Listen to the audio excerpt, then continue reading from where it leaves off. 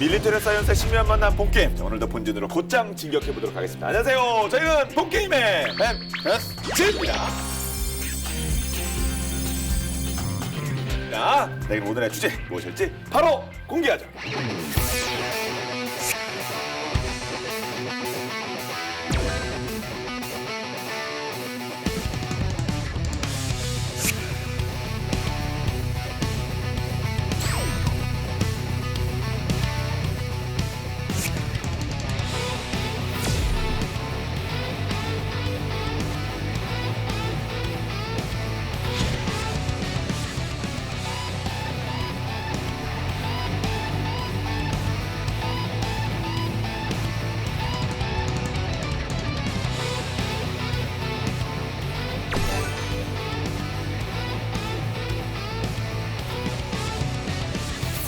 섹시 최강 함자기 톰캣입니다.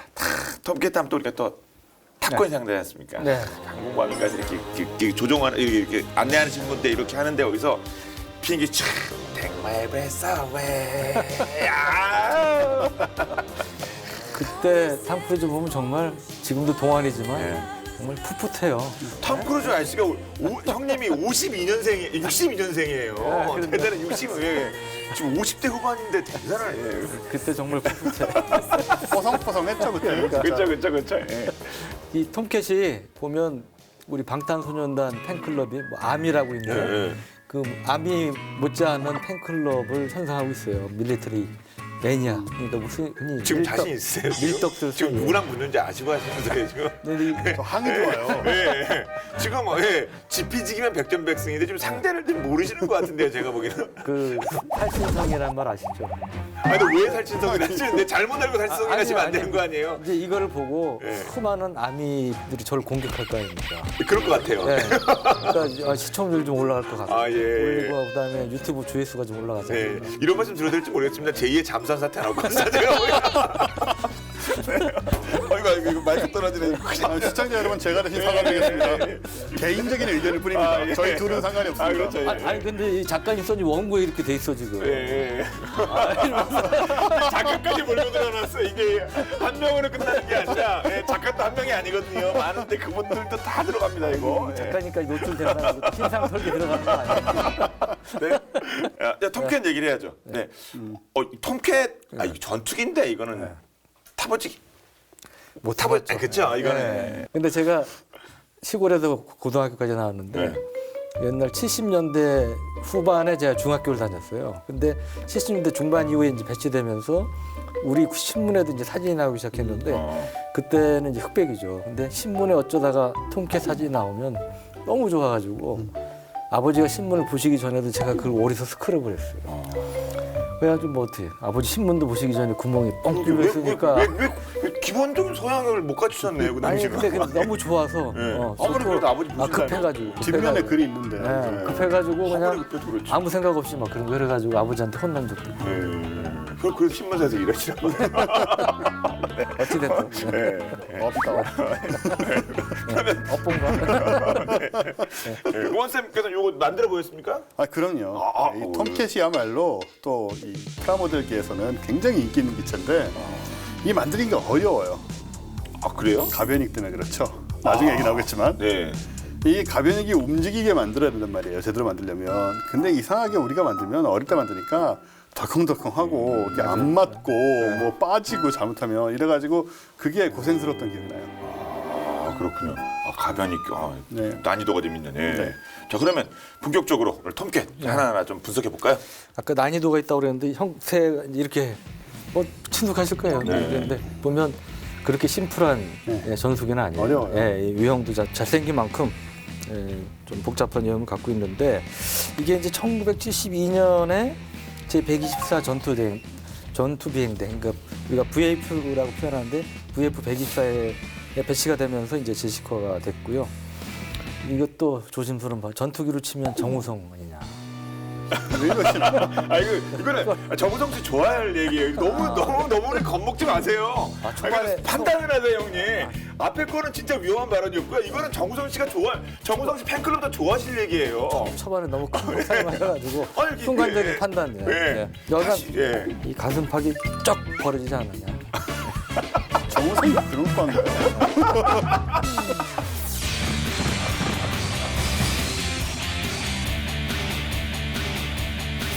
그러면 통캣이 잘생김 한 게 아니고 실제로 성능 자체가 매우 매우 뛰어나다.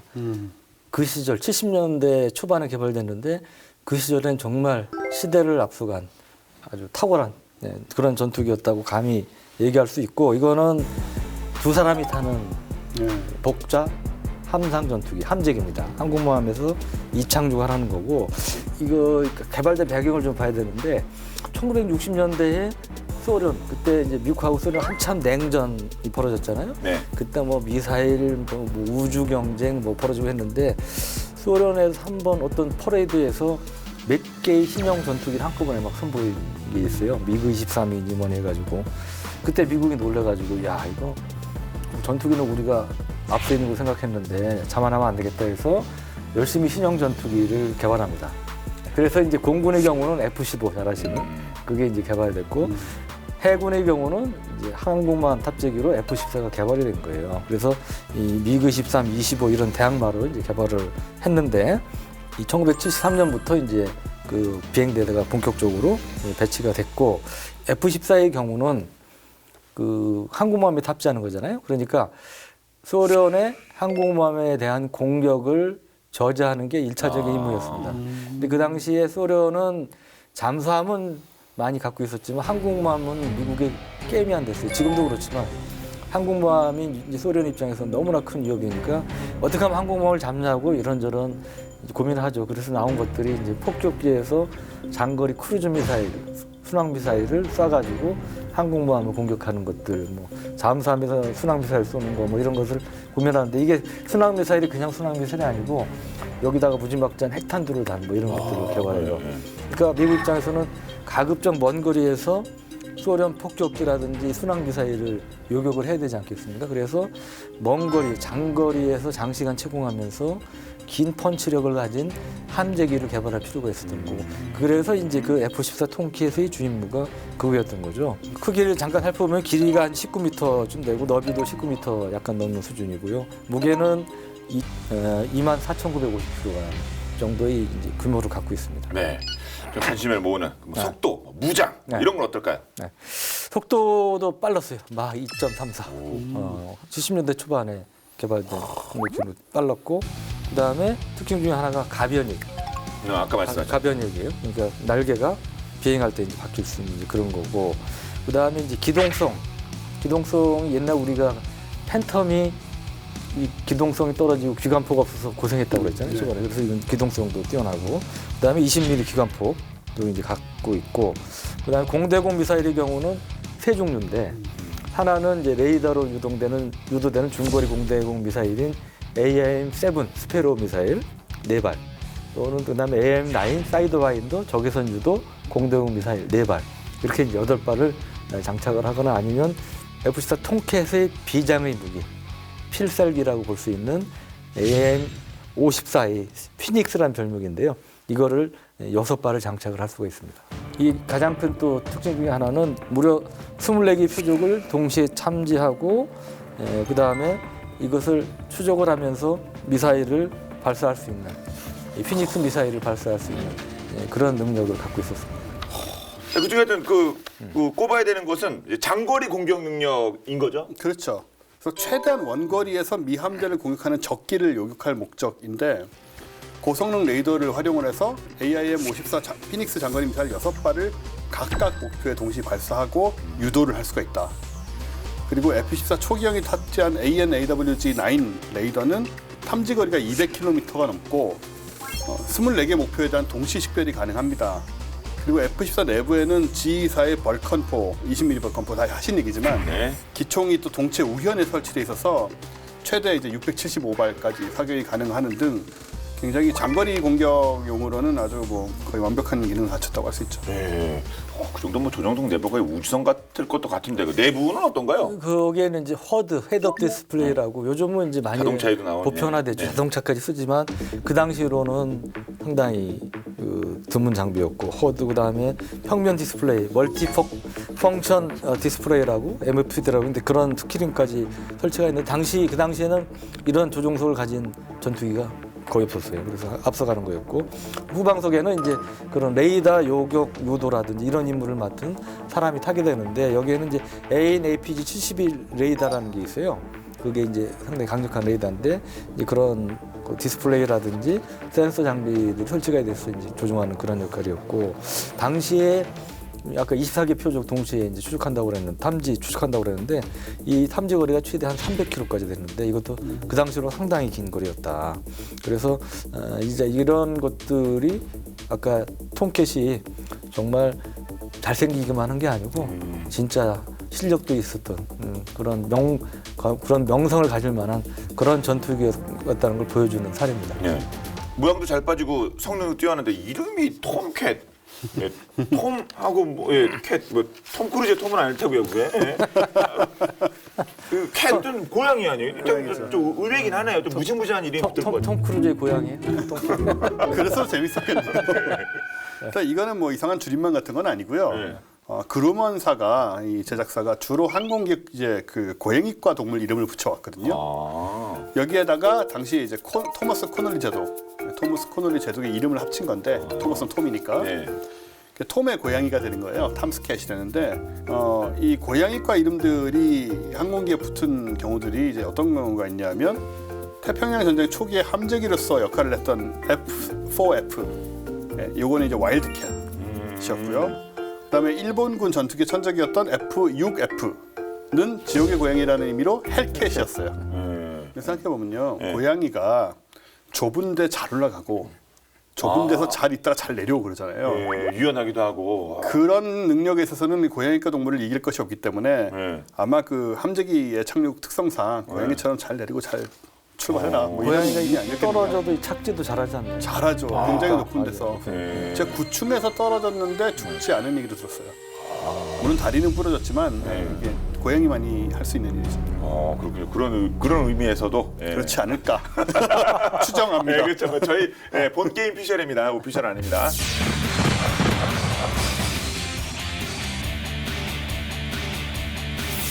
AIM-54 같은 경우는 단짝 같은 미사일. 그럼 이 톰캣 이거 전용인가요, 이게? 네, 그렇습니다. 네. 맞춤형으로 해서 맞춤. 이 미사일인데요. 예. 멋있다. AIM-54. 네, 이 미사일도 저는 굉장히 제가 좋아하는 했던 미사일 중에 하나인데. 미사일도 좋아하세요? 네, 형태. 아니 이게 미사일 중에도 아주 그야말로 저희 표준형이라고 유명인 이름 그럴까? 붙이지 마십시오. 미사일 중에서도 맞아요. 미사일계 뭐 이렇게 하지 마세요. 하지 마세요, 진짜. 좋아했어요. 저희 프로그램에 영향을 받습니다. 두 분께서 저를 이렇게 두려워하시는 것처럼 지금 오늘 막 발언이 막 사방으로 튀고 계셔가지고 저희가 지금 가끔 써먹어야 돼요. 좋습니다. 보통은 제가 이제 헛소리를 많이 하는데 헛소리를 쓰는 건 아니고요. 하여튼 미 해군 유일의 장거리 공대공 미사일이었고요. 이게 1974년에 처음 배치됐는데 이 사거리가 얼마냐 150km였어요. 근데 지금은 뭐 이 정도 되는 미사일 100km 이상 되는 공대공 미사일이 있습니다. 근데 그 당시로는 1970년대 초반이잖아요. 그 당시로는 상당한 장거리였던 거고. 공대공으로 150km 쫓아간다는 얘기 아니에요? 네, 그러니까 그 당시에는 보통 중거리 공대공 미사일 하면 40km가 보통이었어요. 그 이상 넘는 미사일이 흔치 않을 때인데 150km 나갔으니까 정말 그 당시 가장 강력한 장거리 공대공 미사일 중 하나였던 거고 실험한 경우에는 뭐 최대 193km 떨어지는 목표물을 명중시킨 경우도 있었다고 그래요. 네, 그리고 이게 아까 말씀하셨지만 F-14와의 맞춤형 F-14의 어떻게 보면 필살기로 이 피닉스 미사일이 개발됐다. 그 이유는 미 항모 전단을 위협하는 구소련의 뭐 폭격기 편대라든지 뭐 이런 것들, 순항 미사일이라든지 이런 것들 이게 이제 폭격기뿐 항공기뿐 아니고 순항 미사일도 요구하고 있었어요. 그 순항 미사일이 아까 말씀드렸지만 우리가 생각하는 조그만 게 아니고 구소련의 순항 미사일은 웬만한 전투기 크기 순항 미사일도 있었어요. 거기다 핵탄도 달고 그랬으니까 그런 거를 요격하는 그런 목적이었기 때문에 이 가능한 한 멀리 나갈 필요가 있었다. 이제 그런 것이고. 그래서 이게 특징 중에 하나는 또 세계 최초의 본격적인 능동 레이더 유도 미사일이라는 것도 특징입니다. 일단 AIM-54는 이제 4가지 유도 모드를 사용을 해요. 그 중 하나는 이제 관성항법이고, 그 다음엔 데이터 링크, 그리고 반능동 레이더 유도, 그리고 이제 능동 레이더 유도, 이것들을 여러 상황에 맞춰서 운용을 하게 되는데, 첫 번째 관성항법이란 거는 되게 간단합니다. F-14의 그 AWG 레이더가 한 개의 표적을 집중해서 추적을 해요. 그런 다음에 AM-54를 발사하는데 얘가 굉장히 높이 고공으로 올라갑니다. 일단 고공으로 올라가면 위치 에너지가 확보되게 되죠. 그렇죠? 그 상태에서 로켓이 꺼진 뒤에 중력을 이용해서 이제 밑으로 떨어지는 거예요. 계속 가속이 되죠. 떨어지면서 활공 비행을 합니다. 그러면서 이제 오토파일럿하고 관성항법을 사용해서 고도를 이제 확보한 상태에서 내려오면서 그 F-14의 AWG-9 레이더로부터 표적 정보를 받아서 이제 안테나를 표적을 향해 돌리고, 되게 복잡한 얘기인데요. 제가 이게 표적이라고 그래요. 네네, 이렇게 하고. 짬밥인데 제가 느껴요. 어느 게 표적입니까? 이거 지금 이거라지. 그 미사일이 거기 있고 내려온다. 이쪽에서 이제 정보를 받는다. 레이더를 돌린다. 그런 다음에는 이제 얘가 이제 레이더 전파를 보내서 이 신호를 이쪽에서 받아서, 이쪽 레이더가 더 좋은 거니까 받아가지고 정확한 표적 위치를 찾으면서 이제 가게 된다. 이런 구조예요. 반능동 레이더 유도 방식이라고 하는 거죠. 그러니까 얘가 직접 표적을 겨냥하고 있는 게 아닐까, 레이더가. 네. 그리고 이제 공격 내려가는 방식은 이제 활강에 가까운 방식으로 가는 것이고, 두 번째는 이 톰캣 레이더가 여러 개의 표적을 동시에 추적하는 경우에 AWG-9 톰캣 레이더는 최대 24개 표적이, 아까 얘기했듯이 24개 표적의 속도, 거리, 고도 등의 정보를 추적할 수 있어요. 근데 레이더가 한 개니까 동시에 하는 건 아니고, 한 개의 표적을, 이거 돌아가는 거 기억나시죠? 이런 거 한 개의 표적을 짧게 추적하고 또 다른 표적을 추적하고 이런 방식으로 하는 건데, 그러다가 F-14의 레이더가 AIM-54가 표적에 가까워졌다라고 판단을 하면 이제 얘가 이제 이쪽 레이더가 능동 모드가 됩니다. 미사일의 레이더가. 그래가지고 직접 표적을 추적하는 거예요. 이런 게 이제 능동 모드라는 거죠. 세 번째는 표적이 한 19km, 23km 가까운 거거든요. 가까운 상태일 때는 얘는 그냥 혼자서 능동 레이더 모드로 작동을 합니다. 그러니까 내부 레이더만 가지고 주위 도움 없이, F-14의 도움 없이 간다는 얘기고, 마지막으로 이런 일이 있을 수 있잖아요. 막 ECM 장치를 이용해서 전파 방해를 하고 잡음을 막 쏠 수 있잖아요. 네. 그럴 때는 이 AIM-54 미사일이 이 잡음을 역으로 추적을 해요.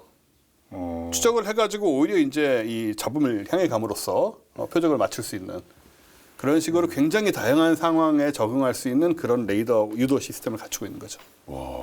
지금은 또 이제 F-14D라고 해가지고 슈퍼 톰캣.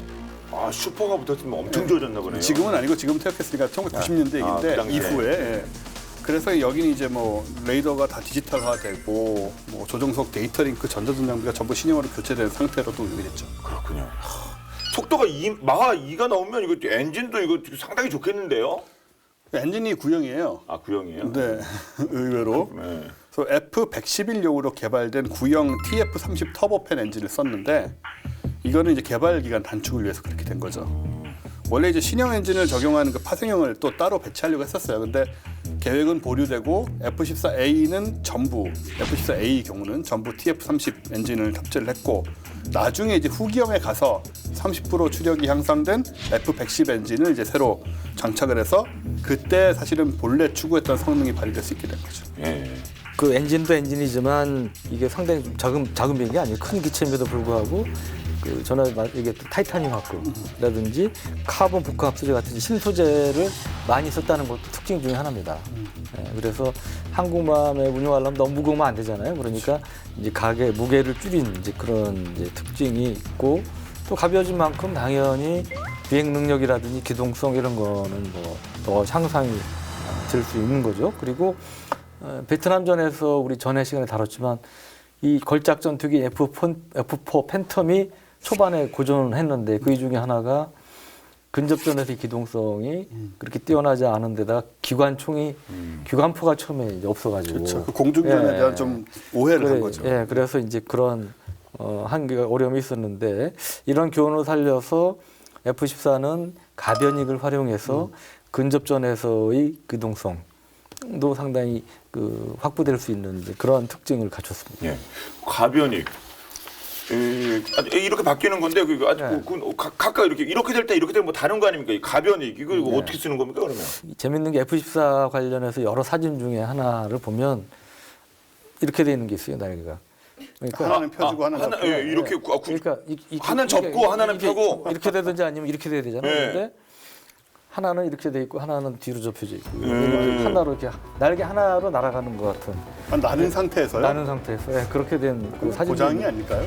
테스트 이제 과정의 사진이 하여튼 아주 매니아들 사이에서 화제가 된 사진인데 그러니까 이 가변익의 이제 특징 중에 하나고 원래 가변익은 이 비행 중에 이제 일정 속도 이상이 되면 각도가 바뀌는 이제 자동으로 자동으로 조정이 되는 걸로 이제 프로그램이 돼 있습니다만 또 경우에 따라서는 조종사가 그것을 바꿔야 될 경우도 있잖아요, 상황이. 그러니까 조종사의 필요에 의해서 수동으로 바꿀 수 있도록 하는 이제 그런 형태로 설계가 됐고 이륙 시에는 날개각이 이제 20도 정도의 각도를 유지하도록 했고요. 이륙 후에는 날개각이 자동으로 그 68도로 조정이 돼서 이제 항력을 줄이도록 그렇게 했단 말이에요. 68도라면 거의 델타익에 가까운 형태가 되는 거죠. 뒤로 붙으니까. 그리고 항공모함 경락관에 이제 비행 갑판 밑에 경락관에 들 때는 75도까지 날개를 접어가지고 수납을 할 수 있도록 그렇게 이제 설계가 됐습니다. 항모 같은 경우는 이제 내릴 때, 특히 내릴 때 속도를 좀 낮은 속도에서 안정적이 돼야 돼요. 아니면 이제 항모에 뭐 빠른 속도로 내렸다가는 게 뒤로 막 뚫고 나가지 않겠어요. 뭐 이것저것 있다 해도. 예. 그래서 굉장히 어려운 상황인데 그때 이제 지난번에 제가 비행기가 뜨는 원리를 얘기를 해드렸는데 기억들 하시는지 모르겠습니다. 4가지 힘이 작용한다고. 또나 4가지 힘이 작용합니다. 네. 이게 양력, 추력, 양력, 중력. 추력 다 외우시는데요. 뭐. 중력, 아, 기억력이 좋으시네, 확실히. 이게 뭐죠? 예. 항력, 항력. 마찰이죠. 공기 마찰. 이 4개의 힘이 작용을 하는데 이게 다 똑같을 때는 멈춰 있겠죠. 그러다가 양력이 문제입니다. 양력이 어떻게 생기느냐. 양력이 어떻게 생기는가는 추력이 있어야만 생깁니다. 비행기는 이게 풍선이 아니기 때문에 여기 이제 날개 모양이 이제 그걸 더해주죠. 그래서 반드시 비행기는 앞으로 이 추력이 있어야 양력이 생기는 그런 구조로 돼 있죠. 이건 항상 있는 거고요. 그렇죠. 예, 이거는 이제 가면서 생기지만 항상 이거를 이겨내야만 앞으로 갈 수 있는 것이고 그래야만 공중을 뜰 수 있다가 이게 비행기 구조인데 당연히 날개가 넓게 이렇게 펼쳐져 있을수록 양력은 많이 받습니다. 그 넓게란 게 이건가요? 이거죠. 아 이렇게 이렇게 좌우로 나란히 하는 예, 거. 이렇게 좌우로 넓게 이제 퍼져 있을 때 중요한 건 이 추력이라는 것인데 이렇게 공항 옆에서 이렇게 사는 사람들 제 공항 옆에 살아봤어요. 런던에서 히드로 공항 옆에 살았는데 대단하십니다. 그리고 또 그 플라이 시뮬레이터 같은 해보신 분들은 비행기를 착륙시키는 기술이 무슨 뒤에 뭘 움직이고 있는 게 아닙니다. 속도를 줄이는 거예요. 비행기는 기본적으로 속도를 줄이면서 땅으로 내려옵니다. 속도를 줄이면 저절로 내려오게 됐습니다. 이 관계 때문에. 근데 속도를 줄였을 때 만약에 날개가 이런 식으로 돼 있다면 굉장히 불안정해져요. 아 그냥 쑥 가라앉을 수도 있고. 그 실속이라고 그러죠. 그렇죠. 그런 사태가 벌어질 수 있기 때문에 날개를 좌우로 넓게 공간을 차지함으로써 전체적인 주변 공간을 이제 점유를 함으로써 양력이 속도가 느린 상태에도 유지할 수 있게 한다. 그래서 함재기에서 다른 비행기들보다 이제 같은 성능을 가진 다른 비행기들보다 좀 낮은 속도를 안정적으로 낼 수 있다라는 게 이제 하나가 있는 거고요. 날개를 접는 거는 당연히 이것을 줄이기 위해서죠. 항력을. 날개 이렇게 돼 있으면 당연히 공기가 막 부딪혀오지 않겠어요. 이걸 뒤로 빼면 이미 공중에 떠서 이제 추력과 양력이 갖춰진 상태이기 때문에 이걸 뒤로 빼면은 이 항력을 줄임으로써 더 빨리 갈 수 있고 그럼 양력이 또 생기겠죠. 이런 시스템을 잘 활용하는 게 바로 이 가변입니다. 그 톰캣이 그러면 가변익인데 그러면 이게 최초는 아니겠죠? 네, 처음 이 개념을 현실로 옮기려고 한 것은 역시나 2차 대전 독일입니다. 뭐 언제나 그렇죠. 정말 독일이네요, 진짜. 안 해본 게 없어요. 안 해보겠어요, 진짜. 뭐 UFO 같은 것도 만들었고 동그랗게. 진짜 사진도 봤어요. 이 매사추미트에서 유명한 매사추미트에서 P1101이라는 실험기에서 3단계로 날개의 후토격을 바꿀 수 있었어요. 실제로 전장에 투입된 것 같지는 않고요. 그래도 대단하네. 아이디어를 갖고 있는 것도 대단하고. 근데 하여튼 당시 이런 시도라 이건 대단한 거예요. 사실은 대단한데 이제 당시만 해도 기술적인로 좀 미흡한 점이 많았던 거죠. 그래서 그 당시는 어떻게 했냐면 임무에 따라서 지상에서 날개의 각도를 일단 바꿔놓은 다음에 이제 출격하는 이제 그 정도 이제 개념이었던 거고 이 전쟁이 끝난 다음에 그 가변력 실험기가 제대로 된 게 나오는데 그게 이제 X5라는 거예요. 미국에 보면 X 계열의 이제 실험기들이 있습니다. 엑스페리먼탈 뭐 X1부터 뭐 15 뭐 쭉쭉 지금도 나가는데 여간 그때 이제 X5라는 거가 뭐냐면 날개 각도를 공중에서 조종사가 임의로 조종할 수 있는 그런 거였고 이게 이제 우리가 지금 얘기하는 이제 본격적인 가변이 개념에 이제 부합하는 그런 거였죠. 그리고 60에서 70년대에 뜨거운 냉전 열풍. 뜨거운 냉전 열풍. 예, 이게 이거 서로- 신경 쓰인 표현인데요. 예, 서로 이 상반되는 개념이지만 경쟁이 뜨거웠죠. 그래서 예, 그런 상황에서 미국과 소련 간의 가변익기 경쟁도 치열했습니다. 예. 너도 나도 이제 가변익기를 이제 많이 채용을 했다고 그럽니다. 예. 예.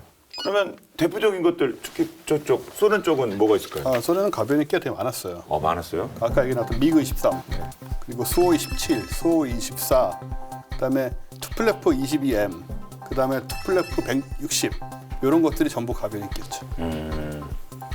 미국의 경우는 여기 F-111, 그다음에 F-14 등이 있고 유럽의 경우는 이제 토네이도라고 있습니다. 토네이도 이라크전에도 참전하고 그랬는데 이것들이 이제 가변익으로 F-111은 이것도 상당히 제가 개인적으로 좋아하는 전폭기.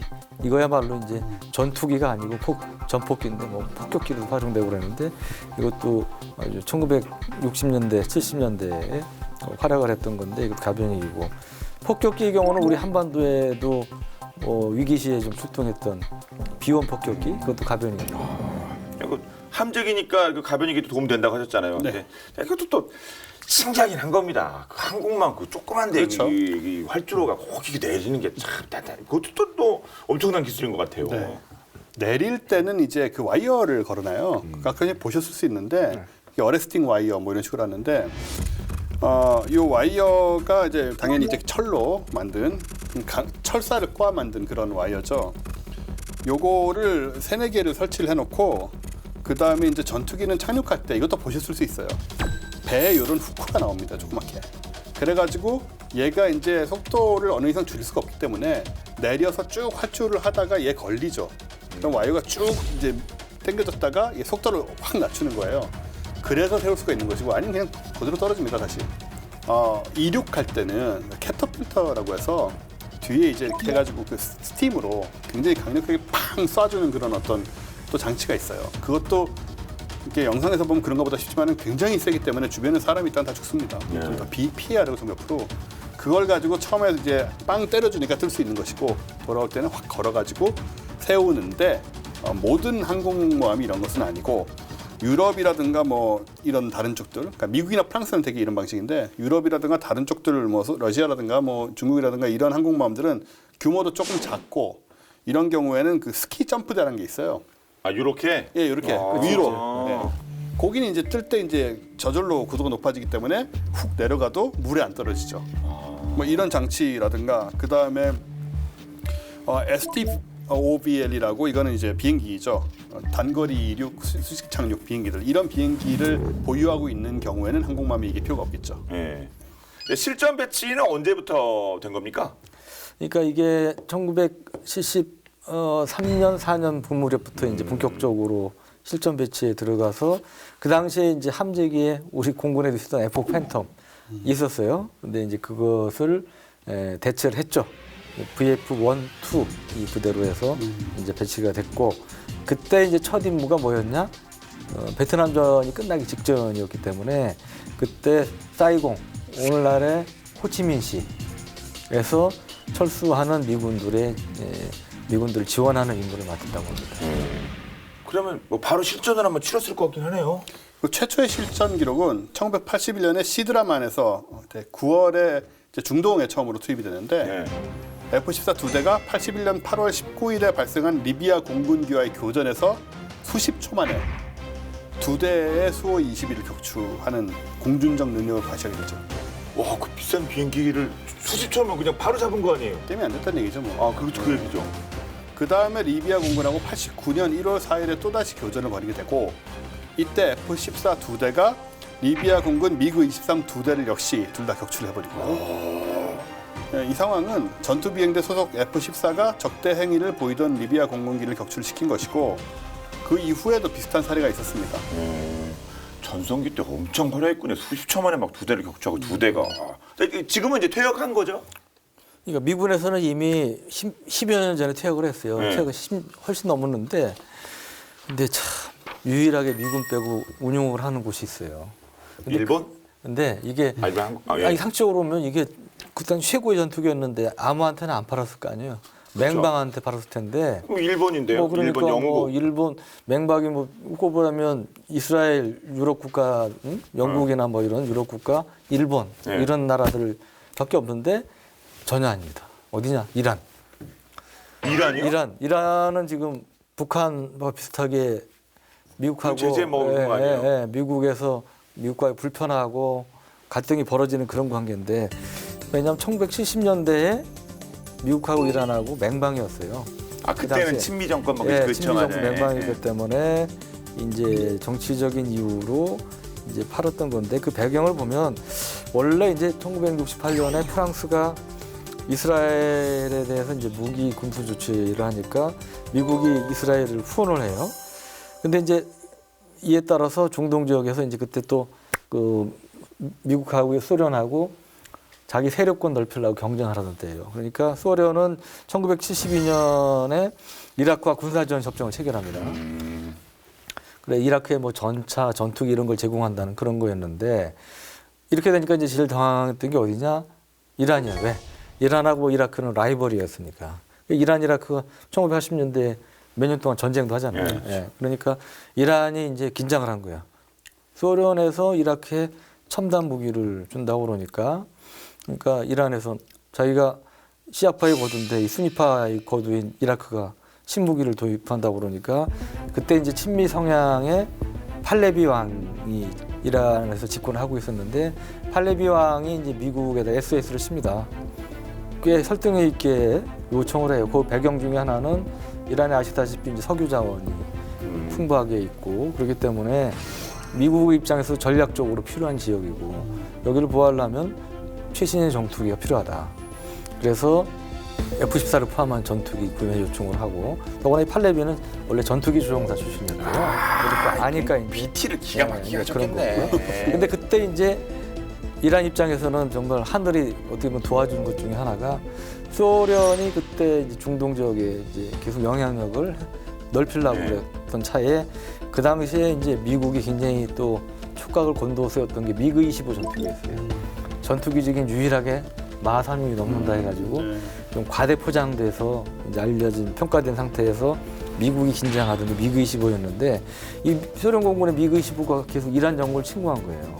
그러니까 닉슨 행정부는 안 되겠다. 이 중동에서 소련 영향력 확대를 억제하고 미국이 계속 이란에 대한 영향력을 행사하려면 이거를 팔아야 되겠다고 닉슨 행정부를 판단을 한 거죠. 물론 이제 미 행정부 내에서도 반대가 있었습니다. 딴 거는 몰라도 지금으로 얘기하면 이제 F-22 같은 거죠. F-22 같은 거를 이란에 팔면 되겠냐. 그런 제동이 있었지만 닉슨 행정부가 팔기로 결정을 하고 그래서 80대의 F-14 그다음에 수백 발의 피닉스 미사일을 이란에 팔기로 결정을 합니다. 예, 진짜 현대산 때 참 이란이랑 미국이랑 좋았다가 나빴다가 참 그랬죠. 네. 근데 뭐 사실 적성국이 됐잖아요 결국은. 네. 근데 톰캣이 가장 빛을 발했던 게 이란이에요.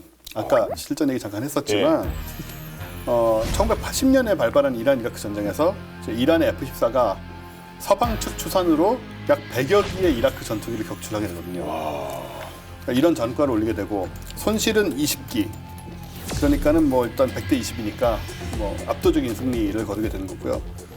근데 이제 부품 도입이 어려워졌죠. 이후로 적성 국가가 되면서 회계혁명 이후로. 그래서 일부 기체를 좀 어렵게 가동시키는 것으로 지금은 알려져 있어요. 아, 그렇군요. 근데 이게 100대 20이라 뭐 이긴 거지만 저는 안타까운 게 아마 이게 제대로 숙련된 조종사가 했다면 비행기 성능 자체만 따지면 거의 제가 볼 때 100대 5든지 100대 10 미만의 성적이 나와 있어야 되는 거 아닌가 하는 생각 들어요. 이게 엄청난 전과긴 한데 네. 만약에 진짜 베스트 파일럿이 네. 조종을 했다면 원래 F-14가 자체가 우수한 비행기니까. 그렇군요. 근데 진짜 미국이 좀 운영 안 하니까 이라크는 참 일하는 부품이란 거 어렵긴 하겠네요. 근데 이게 좀 왜 이렇게 단종을 시켜버렸대요? 왜 그러니까 원래 퇴역을 했대요? 이제 미 해군에서 630여 대를 운용을 했는데 2006년에 다 퇴역을 시킵니다.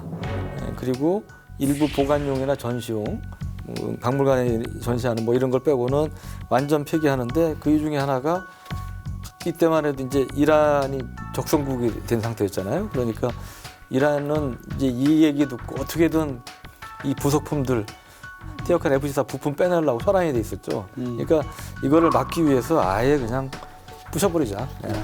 그래서 이 아까운 비행기들을 폐기를 했고 지금도 매니아들 가운데에는 아까 뭐 초기에 방탄소년단 팬클럽의 비유로 해서 제가 집중 공격을 받았습니다만 이걸 좋아하는 밀떡들, F-14를 좋아하는 밀떡들 중에는 F-14를 그렇게 해서 완전 폐기한 것을 너무나 안타까워하는 사람들이 많아요. 그러게요. 이란에서 출마 안 했으면 지금도 뭐 뭔가 어떻게 좀 만날 수 있었을 텐데. 그러니까 우리도 그 퇴역한 거 중고품으로 사오면 좋지 않느냐 그런 얘기들도 있었죠. 예, 성능이 좋으니까. 그럼 이 톰캣의 그럼 그 마지막 그 모습이라 마지막 장면. 마지막 왜 코끝이 찡하십니까? 코끝이 다 찡해지는데 이 30년간 이제 이게 활동을 했어요, 톰캣이. 네. 그래서 마지막 이제 비행대가 활동한 게 어디냐? 페르시아만에서 대테러전 임무를 마쳤고 모항에 도착한 다음에 이제 퇴역을 하셨는데 이때 이제 그 탑재했던 항모가 이제 루즈벨트 항모였고요. 그리고 2006년 9월에 미 해군의 이제 재고 목록에서 공식적으로 사라졌습니다. 참 잘생기고 능력도 있었는데 근데 이건 좀 뭐 말도 안 되는 거겠죠. 뭐 다시 뭐 부활 뭐 이런 건 없죠. 예. 저는 전체적으로 이제 어차피 무인 전투기도 개발되고 이러기 때문에 톰캣과 같은 개념 뭐 그런 거에 유인 전투기가 개발되기는 어렵다고 봅니다. 그 효용성도 없는 것이고 이제 그러게요. 이게 지금은 이제 유인 전투기는 6세대 전투기 얘기가 나오는데 이거는 기본적으로 스텔스 성능의 인공지능을 갖춘 뭐 이러니까 이제 차세대형 톰캣은 나올 수 있겠죠. 그러니까 이름을 AI를 갖추고 뭐 이런 발달된 기술로 무장한 그런 것들은 가능은 하겠죠. 그러게요. 이름은 가져다가 이게 뭐 그럴 수 있겠죠, 뭐. 계승하는 의미로 그런 경우들이 있으니까. 그 정도? 하지만 얘가 다시 뭐 갑자기 새로 만들어져서 운영된다. 또 그렇게 그러니까 하겠어요. 우리 저 F-35 할 때 라이트닝 그러니까 이 시대에서 라이팅 2잖아요. 라이팅 2 그러니까 톰캣 2, 톰캣 3 뭐 이런 식으로 해가지고 그렇게 살아도 많은 그 톰캣 팬들이 많이 지나고 하니까 다시 만날 수 있는 살아있는 톰캣을 만날 수 있었으면 좋겠습니다.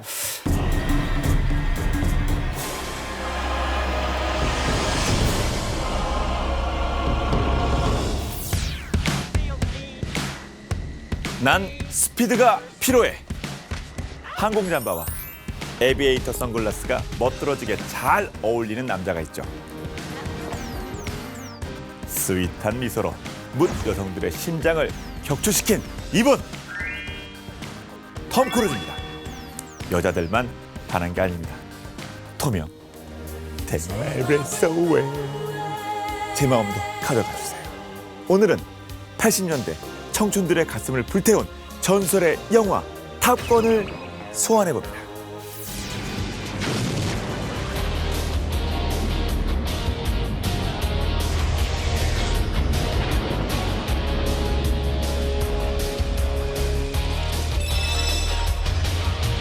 Revving up your engine, listen to her howl.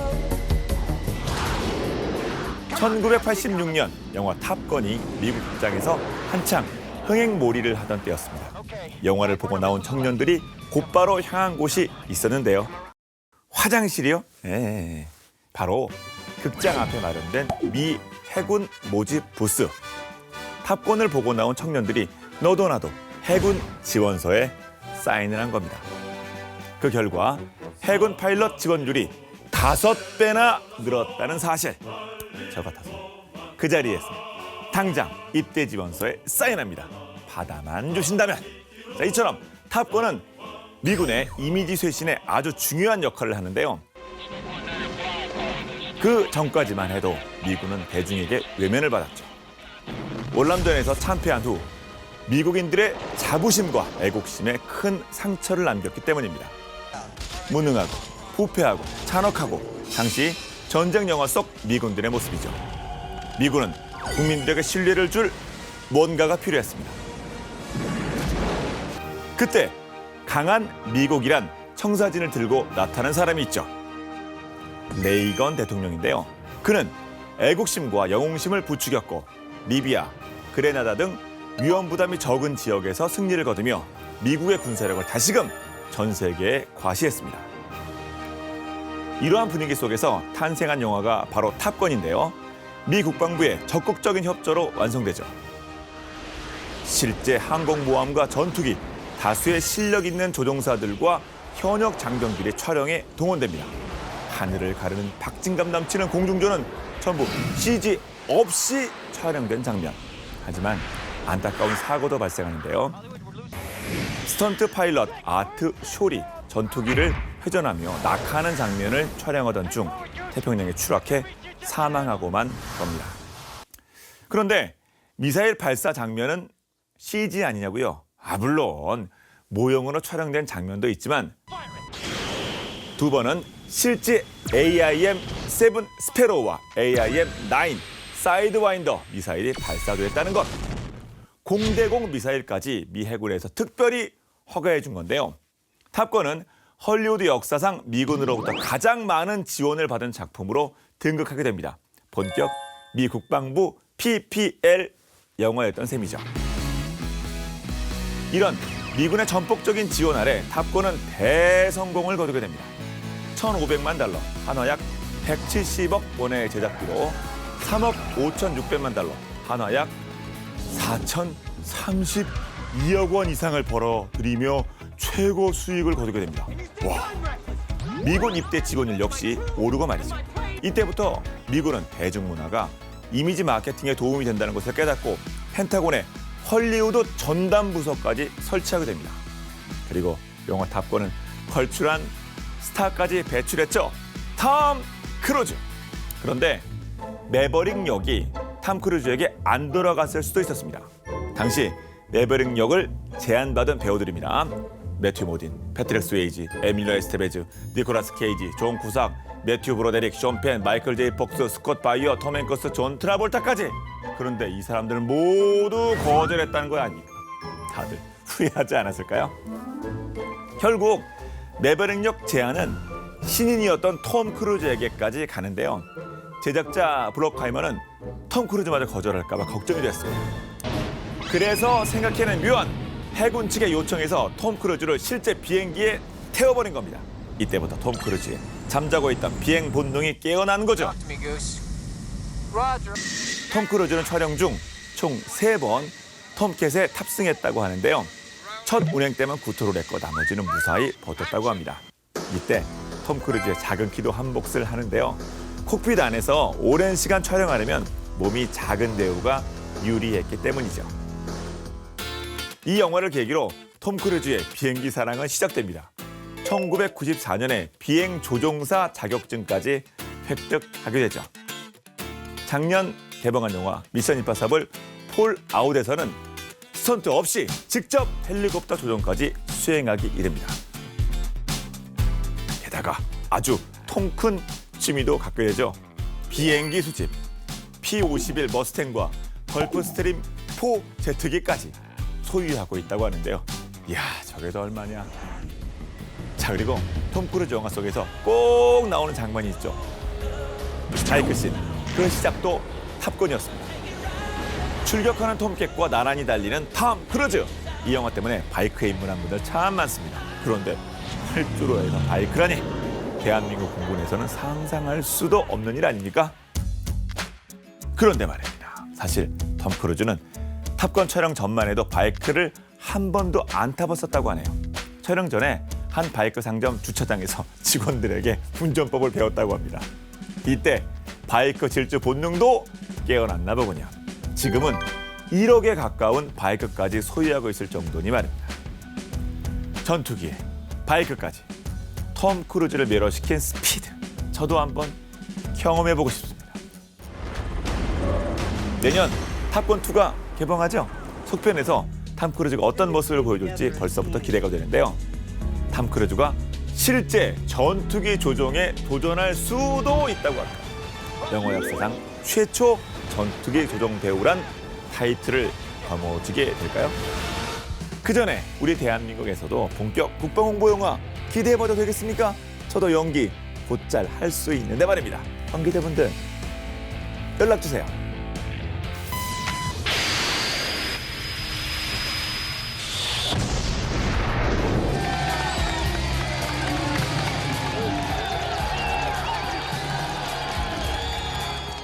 자, 오늘 본 게임 이렇게 통쾌하게 살펴봤고요. 다음 시간에 더욱더 화끈하고 여러분 솔깃하게 하는 그런 내용으로 돌아오도록 하겠습니다. 지금까지 저희는 본 게임의 지였습니다. 고맙습니다.